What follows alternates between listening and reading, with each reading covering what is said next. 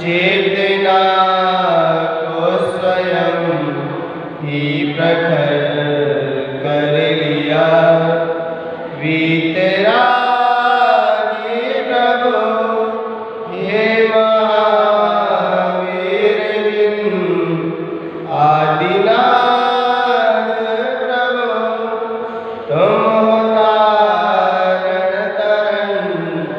आपके द्वय चरण में विनम्र नमन। आपके द्वय चरण में विनम्र नमन। जय बोले नंदानंद सिद्ध परमेश्वरी भगवान की। प्रथम तीर्थंकर श्री ऋषभनाथ भगवान की। धर्म तीर्थ शास्त्र नायक अंतिम तीर्थंकर भगवान महावीर स्वामी की।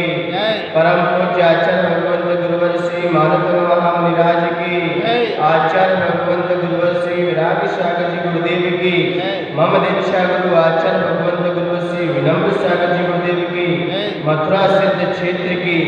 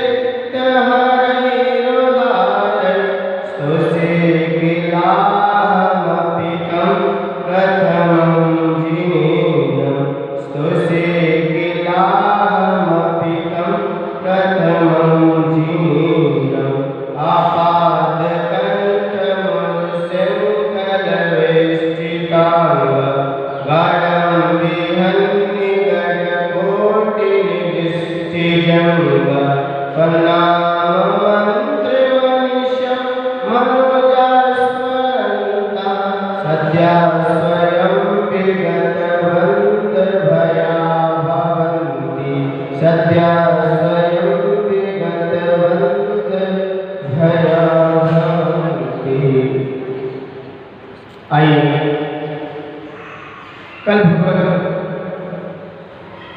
ने भक्ति करते हुए जो कि बंधन भयमोचन तो छंद का था। आज भक्तामन स्तोत्र का उपसंहार कल ही आचार्य मानकर बंधन से मुक्त हुए और आज 47वें छंद में जो कि सातों है एक साथ दर्शाए जाएंगे। आइए छंद निकालते हैं, उसके बाद इसकी रूपरेखा समझते हैं। मत त्रिवेद राज दवाई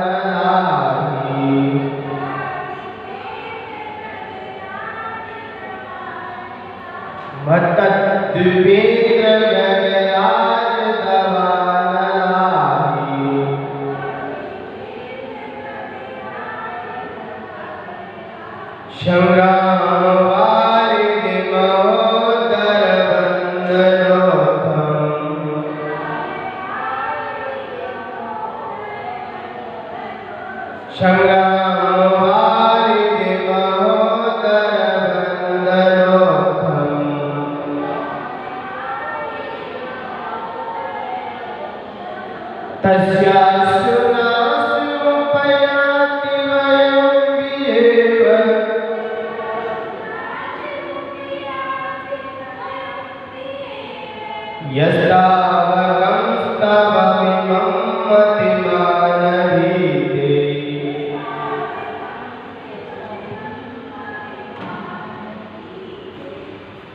आज उपसंहार इसका फल है अष्ट शस्त्र आदि रोधक। क्या है? अस्त्र शस्त्र आदि रोधक। अस्त्र का मतलब क्या होता है? ढाल, जो बचाव करने के लिए ढाल होती है उसे क्या बोलते हैं? अस्त्र। और शस्त्र किसे कहते हैं? जिससे मारा जाए, जिससे मारा जाए उसे क्या कहते हैं? शस्त्र कहते हैं। आपसे कोई पूछे कि आपके भगवान वीतरागी क्यों है, आपके भगवान वीतरागी क्यों है, क्या पहचान है कि आपके भगवान वीतरागी है? लोग कहेंगे कि उन्होंने राक्षस मोह नष्ट कर दिया है। अरे हम बाहर से पूछ रहे हैं कि आपके भगवान नग्न क्यों रहते हैं? दिगंबर संप्रदाय में, जैन संप्रदाय में भगवान नग्न क्यों रहते हैं, वीतरागी क्यों है?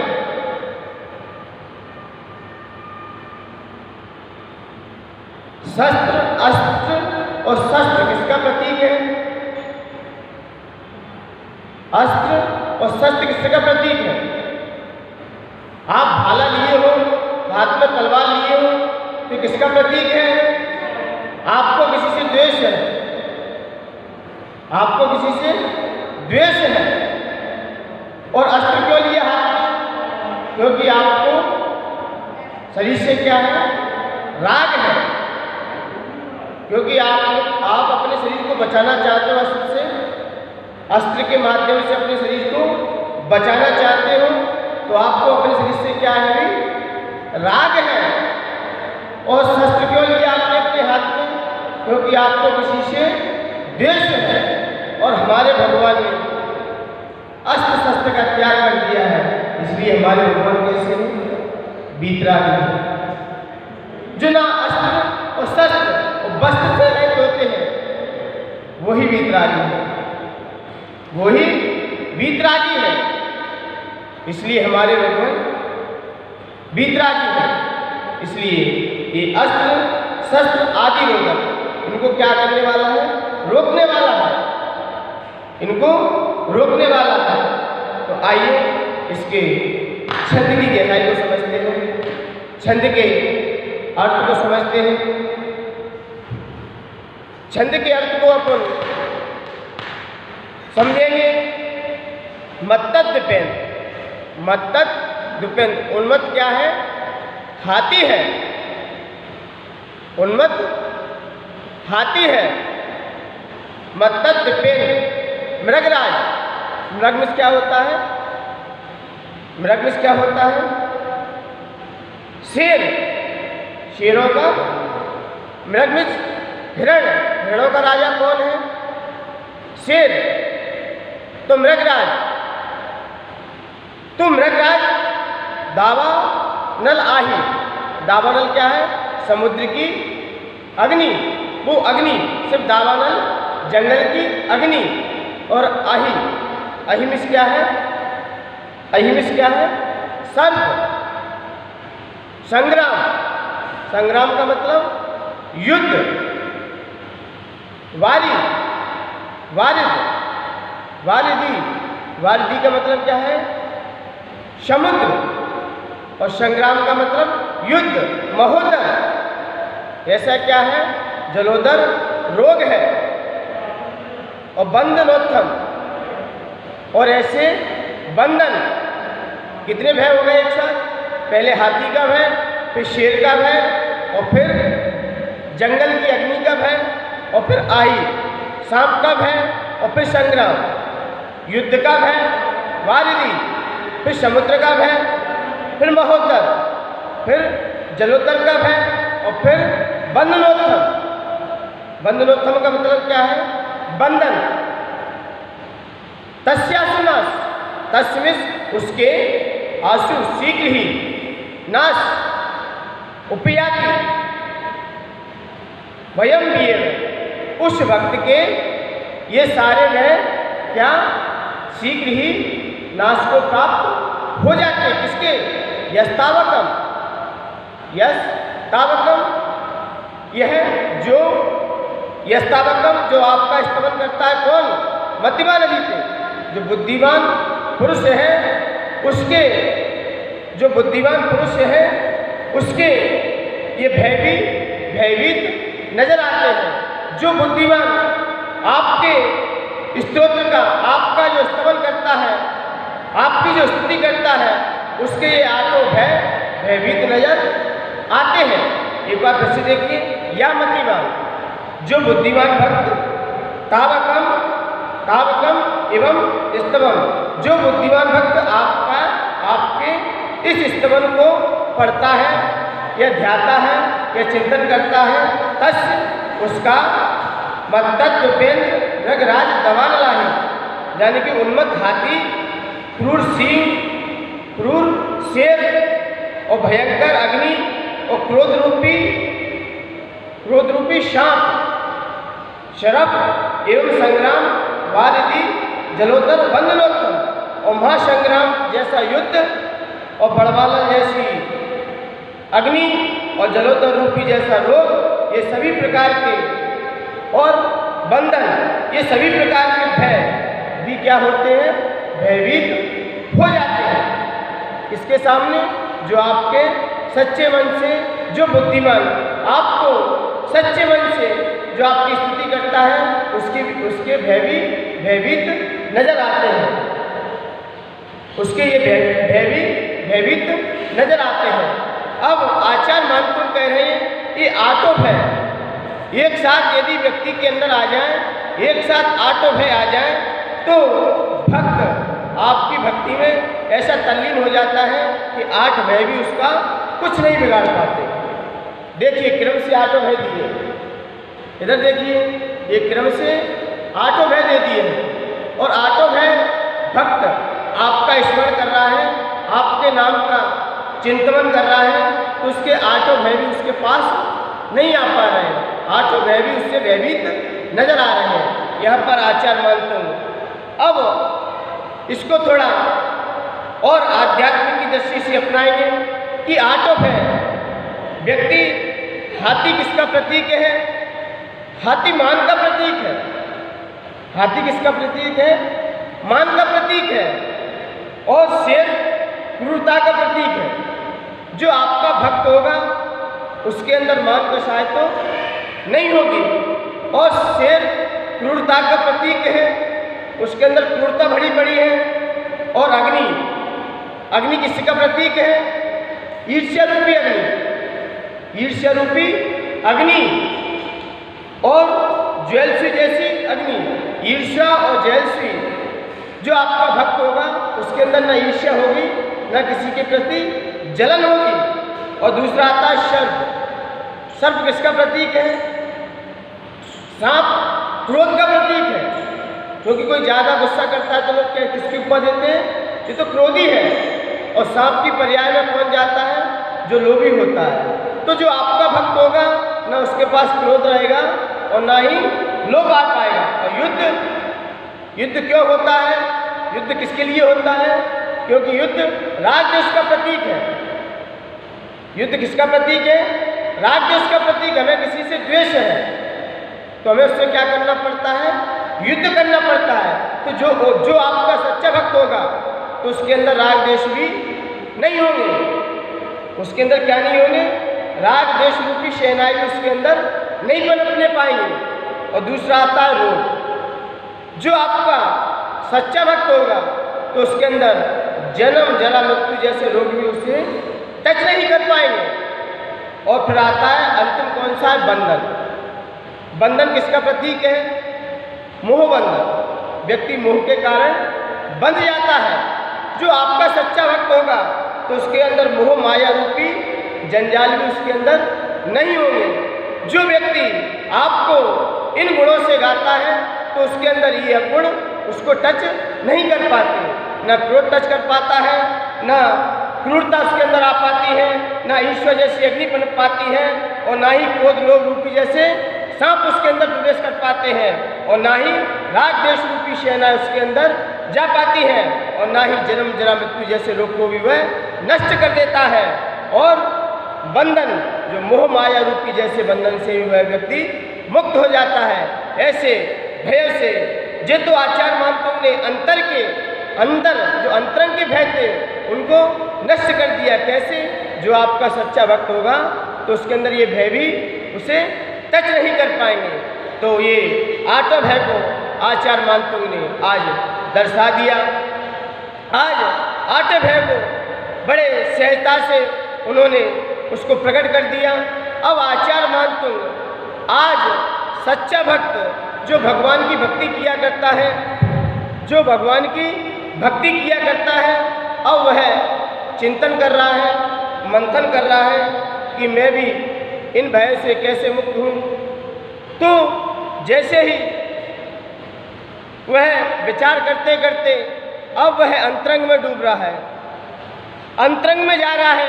अब आचार्य महात्मा का ये कहना है कि मैंने इतने दिन तक भक्ति की, अब मैं भक्ति किसकी करूँगा, अब मैं भक्ति किसकी करूँगा, क्योंकि मैंने आपकी तहे दिल से बड़ी भक्ति की। जब भगवान महावीर को जब मोक्ष हुआ तो गौतम स्वामी की आंखों में आंसू निकल रहे थे, उनकी आंखों में आंसू थे। तो लोगों ने पूछा कि हे गौतम, आज आपके आंखों में आंसू कैसे, आज आपके आंखों में आंसू कैसे? तब गौतम स्वामी ने कहा, मुझे इस बात का खेद खिंदा नहीं है, मेरे आंखों में आंसू इसलिए नहीं आ रहे कि भगवान को केवल मोक्ष हुआ है। मुझे इस बात के आंखों में आंसू आ रहे हैं कि मेरे अंदर कोई जिज्ञासा आती थी, मेरे अंदर कोई प्रश्न उठता था तो मैं भगवान महावीर स्वामी के सम्मुखन में जाता और सारी जिज्ञासाओं का समाधान कर लेता। अब मेरी जिज्ञासाओं का समाधान कौन करेगा, मेरी जिज्ञासाओं का समाधान कौन करेगा? मैं पहले तो मैं परोक्ष रूप में अपनी सारी जिज्ञासाओं का समाधान कर लेता। तब वहीं से गौतम स्वामी को अंतरंग से एक दिव्य ज्योति जगाई उन्होंने, और उन्होंने भी शाम की संध्या की वेला में उन्होंने भी क्या, केवल ज्ञान को प्राप्त कर लिया।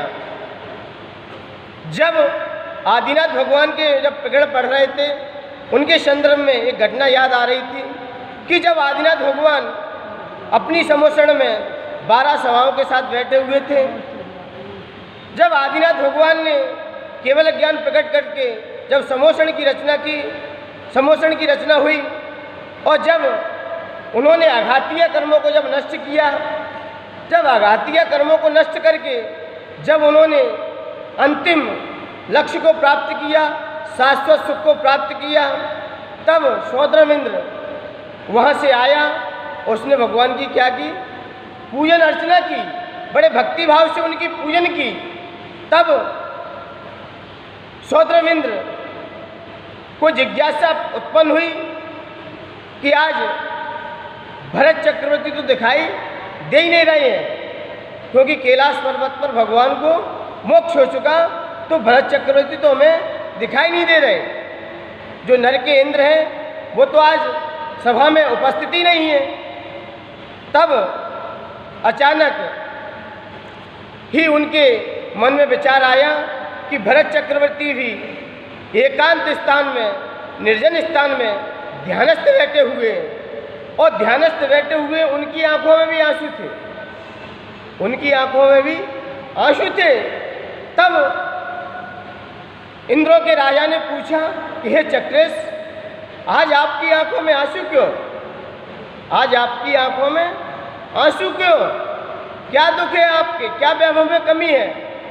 तब भरत चक्रवर्ती बोले कि मैं इसलिए दुखी नहीं हूँ कि हमारे परमपिता परमात्मा को अपने शाश्वत सुख की प्राप्ति हुई है, क्योंकि वह तो 10 भवों से उन्होंने आत्म साधना की, आत्म विशुद्धि करते आज अपने लक्ष्य को प्राप्त हो चुके हैं। इसलिए मैं दुखी नहीं हूँ, मैं इसलिए दुखी हूँ कि मेरे अंदर कोई जिज्ञासा आती थी, मेरे अंदर कोई प्रश्न उठता था, तो मैं साक्षात सीधा समोषण में आता और भगवान से आके अपनी जिज्ञासा का समाधान कर लेता था। प्रत्यक्ष रूप में मेरी सारी जिज्ञासा का समाधान हो जाया करता था। लेकिन अब उनको निर्वाण की प्राप्ति हो चुकी है, उन्होंने अपने शाश्वत सुख को प्राप्त कर लिया है। अब मेरी जिज्ञासा का समाधान कौन करेगा? यही आचार्य मानतुंग आज भक्ति करते समय कह रहे हैं कि भरतेश ने तो प्रत्यक्ष रूप में भगवान की वाणी का रसपान किया, लेकिन हमें प्रत्यक्ष रूप में नहीं मिल पाए, लेकिन मैंने आपकी परोक्ष रूप में आपकी वाणी का रसपान किया, आपकी भक्ति की। देखिए, पहले के लोग भरतेश 6 खंड के अधिपति रह करके भी जिनवाणी का रसपान करने के लिए उनके आंसू पात्र बहते थे, लेकिन आज जिनवाणी का रसपान सुनने के लिए लोग क्या होते हैं? जिनवाणी का स्वाध्याय चालू किया जाए, जिनवाणी का अध्ययन किया जाए तो लोग क्या करते हैं? हट जाते हैं, लोग भग जाते हैं। जिनवाणी की बात किसको नहीं सुहाती? जिनवाणी की बात कौन नहीं सुनना चाहता? जिसका लंबा संसार है, जिसको संसार में और भ्रमण करना है, उसको जिनवाणी की बात अच्छी नहीं लगती, उसको मन की वाणी अच्छी लगती है। उसके मतलब की हो जाए ना, वो वाणी उसे अच्छी लगती है। और जिनवाणी बात किसको नहीं सुहाती? जिसका दीर्घ संसार है, जिसे संसार में भ्रमण करना है, उसे माँ जिनवाणी की बात भी अच्छी नहीं लगती। आप ये बताइए, आपको मौसमी का जूस दिया जाता है और मौसमी का जूस पिलाया जाए और जिसको तीव्र बुखार चढ़ा हो, उसको मौसमी का जूस पिलाया है, उसे कैसा लगेगा? कैसा लगेगा? कैसा लगेगा? कड़वा लगेगा। क्या मौसमी का जूस कड़वा है क्या? मौसमी का जूस कड़वा है क्या? नहीं, मौसमी का जूस कड़वा नहीं है। उसकी जीभ क्या? कड़वी है। उसके कारण क्या? मौसमी का जूस भी कैसा लग रहा है? कड़वा लग रहा है। इसलिए जो मिथ्यात्व रूपी, जिन्हें मलेरिया बुखार चढ़ चुका है, जिनका दीर्घ संसार है, जिन्हें संसार में और भ्रमण करना है और जिन्हें मिथ्यात्व रूपी मलेरिया बुखार आ चुका है, उन्हें माँ जिनवाणी की बात भी कैसी लगती है? कड़वी लगती है। या तो ऊबेंगे या सोएंगे। माँ जिनवाणी की बात सुनते समय या तो सो जाएंगे या ऊबेंगे या उठ के खड़े हो जाएंगे, लेकिन माँ जिनवाणी की बात को नहीं सुनेंगे। लेकिन भरत चक्रवर्ती, उनके आंखों में आंसू आ चुके, क्योंकि अब मैं वाणी किसकी सुनूंगा। इसलिए मान्यवर, ये वैभव, ये भरत चक्रवर्ती का इतना वैभव होते हुए भी आज वो वाणी के लिए उनके आंखों में आंसू आ चुके। इसलिए मान्यवर, आज अपने बीच भगवान की वाणी प्रत्यक्ष नहीं है, अपने सामने आज भगवान की वाणी प्रत्यक्ष नहीं है, लेकिन आचार्य मानतुंग कह रहे हैं हम परोक्ष रूप में ही भगवान की भक्ति, उनकी वाणी का रसपान कर लिया करते हैं। इसलिए मान्यवर, ये आचार्य मानतुंग ने अपनी भक्ति करते समय ये सिद्ध कर दिया कि हम आपकी वाणी का रसपान परोक्ष रूप में करते करते और एक दिन हम अपने लक्ष्य को भी प्राप्त कर सकते हैं। आज आचार्य मानतुंग इस स्तोत्र में एक बहुत अच्छी बात आई है। क्या बात आई है? मतिमान, यानी कि बुद्धिमान व्यक्ति होता है, वही ऐसे कर्मों को क्या नष्ट कर सकता है। कौन? बुद्धिमान। यह ज्ञानवान की बात नहीं कही आचार्य भगवंत ने, न धनवान की कही, न रूपवान की कही, न पुण्यवान की कही। यहाँ पर किसकी बात कही?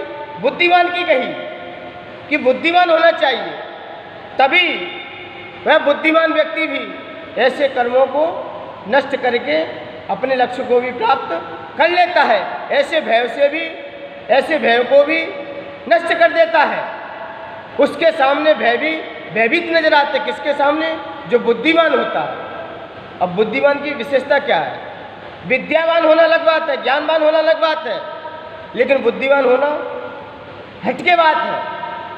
क्योंकि ज्ञान तो सबके पास है, ज्ञान तो सबके पास है, लेकिन बुद्धिमान होना, बुद्धिमान, ये बहुत विशेषता की बात है। जब 4 बच्चे जब अध्ययन करने के लिए गुरुकुल में गए, उन्होंने बहुत सारी विद्याओं का अध्ययन किया, अच्छी विद्या में पारंगत थे।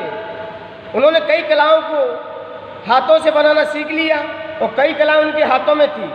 कई प्रतिमाओं की स्थापना करके अपने हाथों से स्थापित कर दिया करते थे।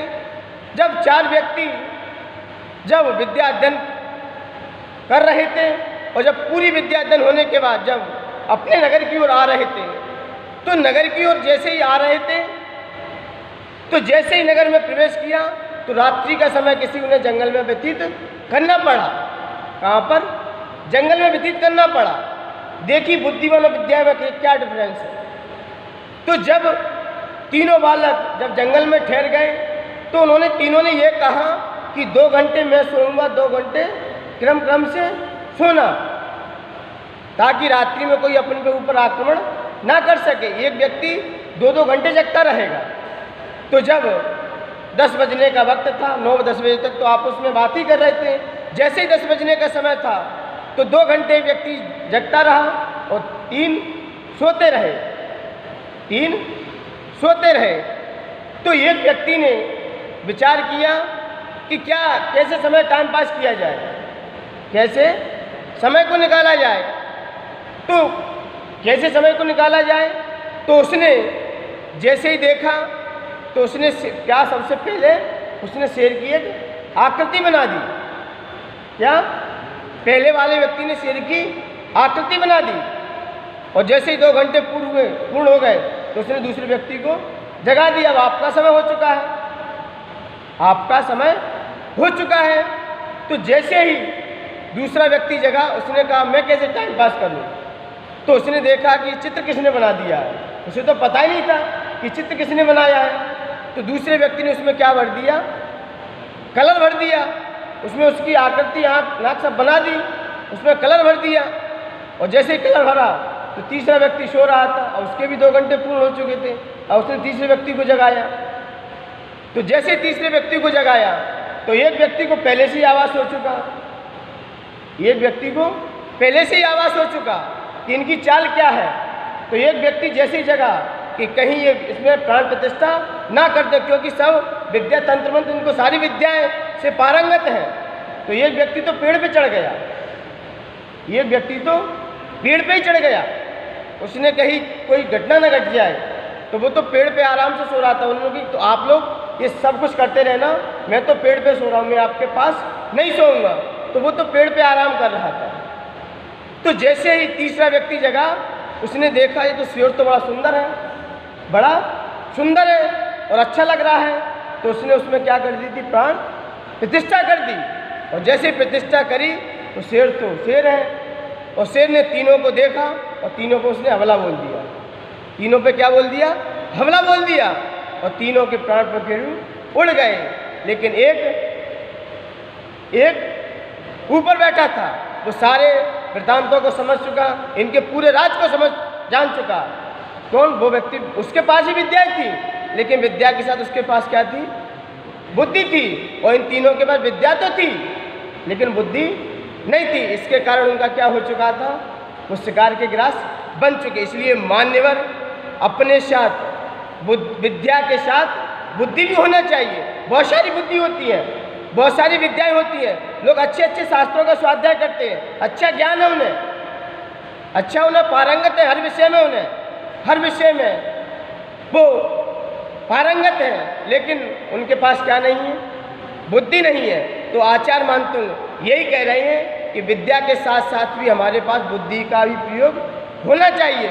यदि बुद्धि आपके पास प्रखर है, चतुर्बुद्धि है आपके पास, तो आप ऐसी बुद्धि है आपके पास, तो आप ऐसे भय से भी भयभीत नहीं होगे। क्योंकि बुद्धि के साथ यदि हमारे पास सही ज्ञान है, सही श्रद्धान है, तो हम अपने इस बंधनों से भी मुक्त हो सकते हैं। इसलिए मान्यवर आज आचार्य मानता हूँ यही कह रहे हैं कि आज अपने पास समीचीन बुद्धि होना चाहिए, एकदम शत्रु बुद्धि होना चाहिए, तभी हम ऐसे बंधनों से, ऐसे भयों से मुक्त हो सकते हैं। इसलिए आचार्य मानतुंग ने आज ये सिद्ध कर दिया कि उपसंहार करते हुए ये भी सिद्ध कर दिया कि आज हमें अपने भयों से भी भयभीत नहीं होना है। क्योंकि हम जितने भय से भयभीत होंगे तो भय भी हमारा पीछा करता है। आप जितना भय से भयभीत होगे तो भय भी आपका क्या करेगा? पीछा करेगा। भय भी क्या करता है? पीछा करता है। भय कुत्ते की तरह है, आप जितना भागोगे उतना वो पीछा करेगा और आप एक स्थिरता से खड़े हो जाओगे। मजबूताई से खड़े हो जाएंगे तो भय भी वहीं पर पूछ चलाता हुआ वहीं सिकुड़ जाएगा। इसलिए मान्यवर आज अपन को सच्चे भक्त बनने की ज़रूरत है ताकि हम भी इन भयों से एक दिन मुक्त हो जाएं। आइए इसकी जाप देखते हैं। ओम ह्रीम हरम नमो सिद्ध, ओम ह्रीम हरम नमो सिद्धाय ददाणम, ओम ह्रीम हरम नमो सिद्धाय ददाणम। ऐसे सिद्धायतन जहाँ पर यहाँ पर आज मुंडराज नहीं है, यहाँ पर आज सिद्ध क्षेत्रों की वंदना की गई है। जिस जहाँ पर सिद्धों ने अपनी सिद्धता को प्राप्त किया, जिन जीवों ने जहाँ से सिद्धता को प्राप्त किया, जैसे सम्मेद शिखर जी है, यहाँ पर अनंत सिद्ध परमेष्ठी मोक्ष गए हैं। और भी क्षेत्र हैं जहाँ जहाँ पर भी सिद्ध आयतन है, जहाँ जहाँ पर भी निर्वाण क्षेत्र है, जहाँ जहाँ पर भी निषिद्धकाएँ हैं, उन सभी निषिद्धकाओं को मेरा मन से, वचन से, काय से बारंबार प्रणाम हो। तो ऐसे सिद्ध आयतनों की आज आचार्य भगवंतों ने वंदना की है, क्योंकि हम सिद्ध परमेष्ठी का जितना स्मरण करेंगे, जितना चिंतन करेंगे, तो हम भी इन भयों से मुक्त होकर अपने स्वभाव को भी लग सकते हैं। क्योंकि जो सिद्धता को प्राप्त की है, उन्होंने भी अंतरंग भय को भी नष्ट करके अपने स्वभाव को प्राप्त किया है। इसलिए मान्यवर आज अपन ने ये समझा कि ऐसे भय, कितने भी भय सामने आ जाएं, कितने भी भय सामने आ जाएं, लेकिन वह व्यक्ति घबराता नहीं है, वह बुद्धिमान व्यक्ति भी नहीं घबराता। जो व्यक्ति आपके मंत्र का स्मरण करता है, आपको ध्याता है, आपका चिंतन करता है, तो उसके सामने ये आठों भय भी भयभीत नजर आते हैं। इसलिए आचार्य भगवंत ने आज 8 भय को दर्शाते हुए उपसंहार कर दिया कि हे भगवान, अब मैं स्तुति किसी करूँगा। इसलिए मान्यवर हर व्यक्ति को भक्तांबर स्तोत्र पढ़ते समय अपन को ये चिंतन करना चाहिए, ये मंथन करना चाहिए कि हम भी एक दिन अपने स्वरूप को किस तरह से प्राप्त करें। जिस तरह सभी भव्य आत्माओं ने भक्तांबर स्तोत्र पर श्रद्धान करके और उन्होंने अपने आगम चक्षु को खोला, और जिन्होंने अपने आगम जैसे नेत्रों को खोलकर अपने लक्ष्य को प्राप्त किया। इसलिए मान्यवर भक्तांबर पर श्रद्धान करके हर व्यक्ति भय से मुक्त हो सकता है। इसलिए आइए इसको छंद को पढ़ने के लिए तैयार होते हैं। मत हाथी शेर वंदन साप दावानल, भूमि रणवारिद्ध मौदर पाप के हैं फल, शीघ्र ही इनके भयों से मुक्त होते हैं। हे प्रभु समधी जो गुण से युक्त होते हैं, आदि प्रभु का गान करूं नित करूं नमन, आदिनाथ गुरु मान तुंग को करूं नमन। हो विनम्र भक्तांबर गाँव में पावन, आदिनाथ गुरु मान तुंग को करूं नमन, आदिनाथ गुरु मान तुंग को करूं नमन। जय बोलिए आचार्य भगवंत गुरु श्री मान तुंग महाराज की।